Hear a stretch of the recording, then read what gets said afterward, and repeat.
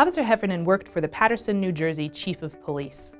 He didn't live in Paterson, but his mother did, and she asked him to pick up a campaign sign for the candidate who was challenging the incumbent mayor, Jose Torres. He did that, and one of his coworkers saw him picking up the sign. That same day, he was demoted, placed on a walking beat. His boss, the chief of police, told him that he'd breached trust by engaging in political campaign and work. Officer Heffernan sued under Section 1983, claiming that his right of free association and his free speech rights had been abridged or violated by his boss's actions. His boss defended himself, saying Officer Paterson wasn't even really campaigning for the mayor's opponent, and so he wasn't engaged in protected First Amendment speech.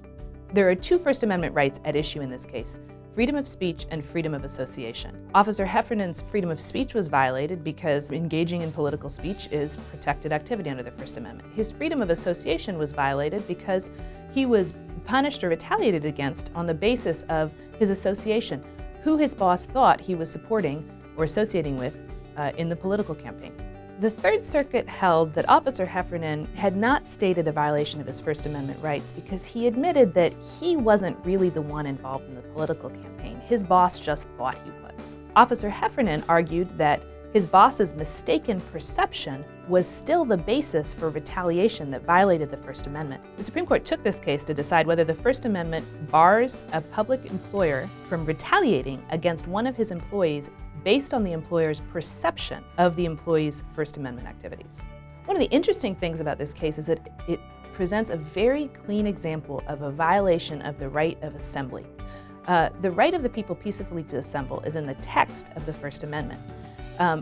Today, it's more often discussed as a right of association, a slightly broader right. Why is the right to assemble important? You can't meaningfully exercise the other rights in the First Amendment without gathering together with other people. You can't put out a newspaper without having a team.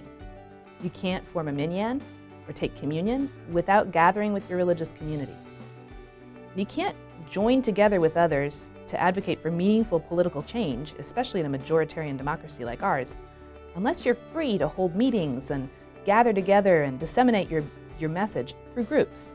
We've seen a lot of examples in American history of how the freedom of assembly has been used to protect dissent and those who are fighting for the exercise of their own rights. So positively, before the Civil War, abolitionists relied on the right to assembly to continue holding public meetings in New England even when they were subject to violent disruption.